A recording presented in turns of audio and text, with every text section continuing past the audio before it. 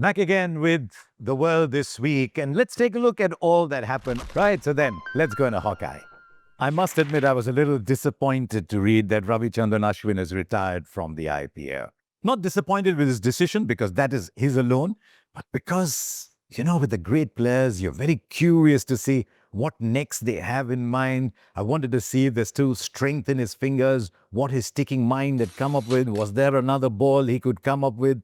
But clearly, he has decided that the amount of time and effort he puts into the IPL, he wants to see a new challenge and do that in other leagues. And he finishes the IPL very aware and very proud of the fact that, in my view, he was the best finger spinner in there, finished fifth in the list of wicket takers at a time when the wristies were dominating everything. To finish with an economy rate of 7.2, you know what, it's time to just say very, very well played, because that is astonishing. Excellent career, well played. Where does he go now? The stock, he'll go to Major League Cricket. I won't be surprised if he does 2 or 3 leagues. I don't think finances matter as much to Ashwin as the challenge to do something different. But it also means one more Indian player going round and playing in the leagues in the world after he retires, a path that was set up by Dinesh Karthik. And I won't be surprised if more Indians go down that path too. Maybe Mohammad Shami at some point in his career, maybe Ajinkya Rahane at some point in his career. And I don't see anything wrong with that at all,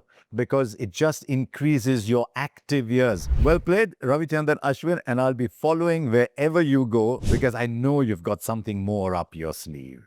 In the evening of his career, and with a little bit of turmoil in his life, given all that's happening in Bangladesh, Shakib Hasan gets his 500th T20 wicket.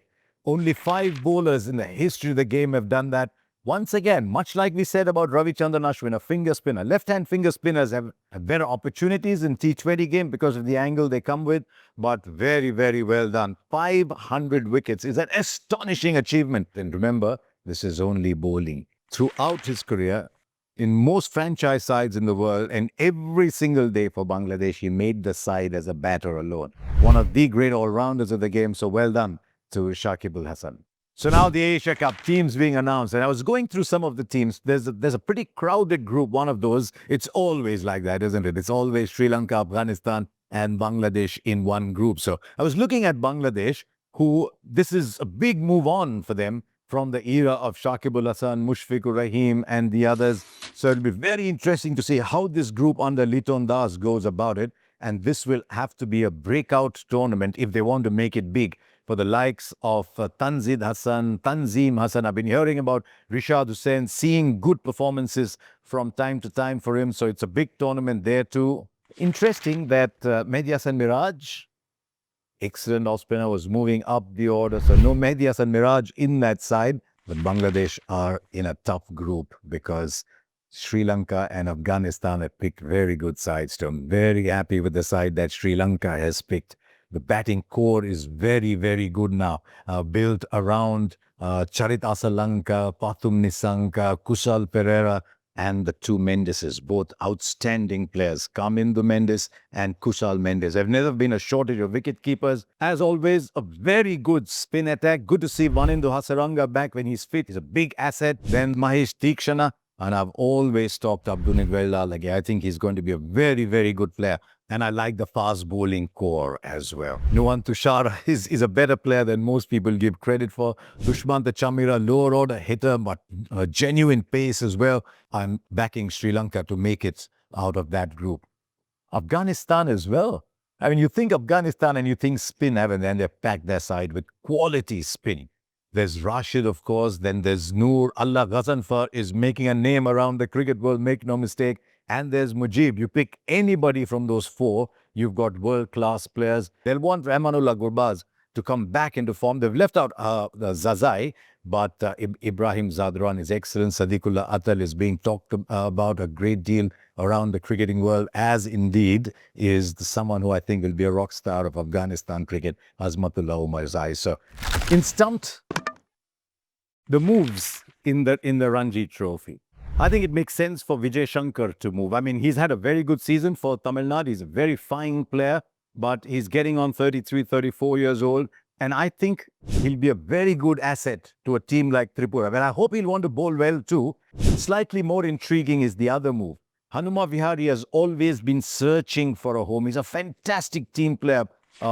You look at his attitude, there are very, very few players around the scene in India with a more powerful attitude than his, with a great team ethic that we've seen when he was in India, when he played with a fractured hand for Andhra. But he's never found a home. Hyderabad, Andhra, Hyderabad again. There's all kinds of maneuverings going on, sadly, around that part of the world. He'll want the kind of season that he had when he was playing for Hyderabad, the seasons rather, when he was averaging up in the early to mid 50s over there.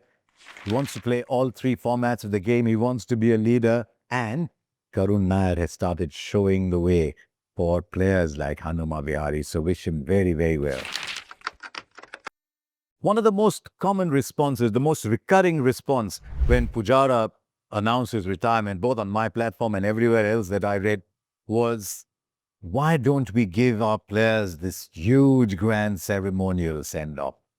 It's true. We do want to go to a stadium and say goodbye to our heroes and say thank you very much. You made watching it very well. We do it in our own way.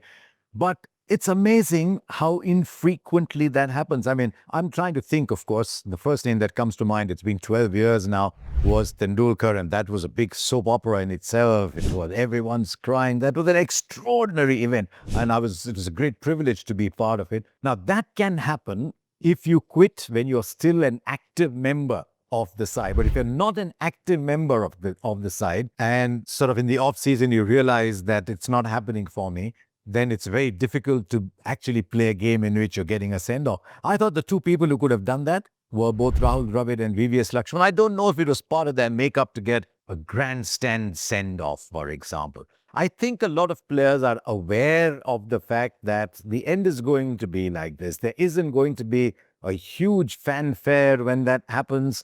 And I'm sure the BCCI will find a way of saying a very, very good goodbye to Cheteshwar Pujara. They're pretty good on that front, by the way. At the BCCI Awards, they'll have a special citation. They do a special award. So the BCCI is pretty good from that point of view.